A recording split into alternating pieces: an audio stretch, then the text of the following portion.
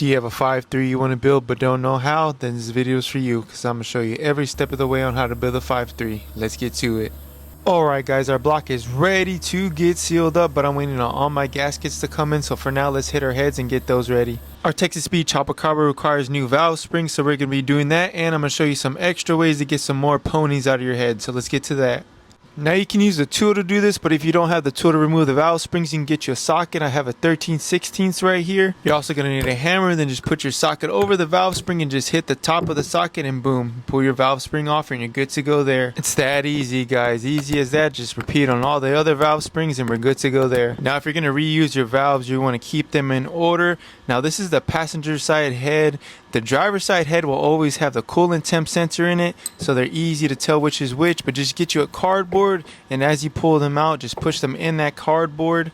As you can see right here, the header side where the header goes on is facing me, so the way we're taking out the valves, I'm going left to right. The left side is the back of the head, that's where the back of the block will be, and the right side closest to you on your right hand where you're holding your phone, that's going to be the front of the block, the front of the head. My cardboard is labeled, you see it says back right here because this is the back side of the head, and right here says front because this is the front side of the head that faces the front of the block. You see the header side is facing me, and this is the passenger side head, so I put passenger right there. I hope that is making sense how I explained it, but we got all our valves out now. Now let's get those old crusty valve stem seals out the way. Just get you some pliers, grab onto them and just pull right up, and easy as that, you got your valve stem seals all out the way. We're good to go there. Let's get these dirty things all cleaned up. I got purple cleaner and water in here, and we're just going to dunk the head in this ultrasonic cleaner. The head does fit in here but not fully, so I'm just doing 30-minute cycles and just flipping it here and there each way so I can get every nook and cranny of the head.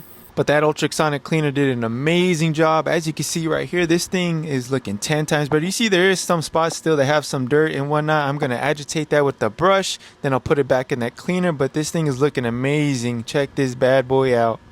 Here's the bottom side of the head and the valve side, and this thing is 10 times cleaner. This thing was filthy. If this is how we want to get, we really want to get this thing clean because we're going to port and polish it, and when you go with your rotary, the tools will get really clogged up if it is dirty, so you don't want it dirty. You don't want all that built up oil in there. If anyone's got any tips on how to remove the staining right here on the aluminum, let me know, but if there isn't any way, then we're all good to go there. Now we start hitting this bad boy with our port and polishing to free up some ponies in these heads. But if you want to see that, you're going to have to hit that follow and stay tuned for the next one. And I appreciate you for watching. Thank you.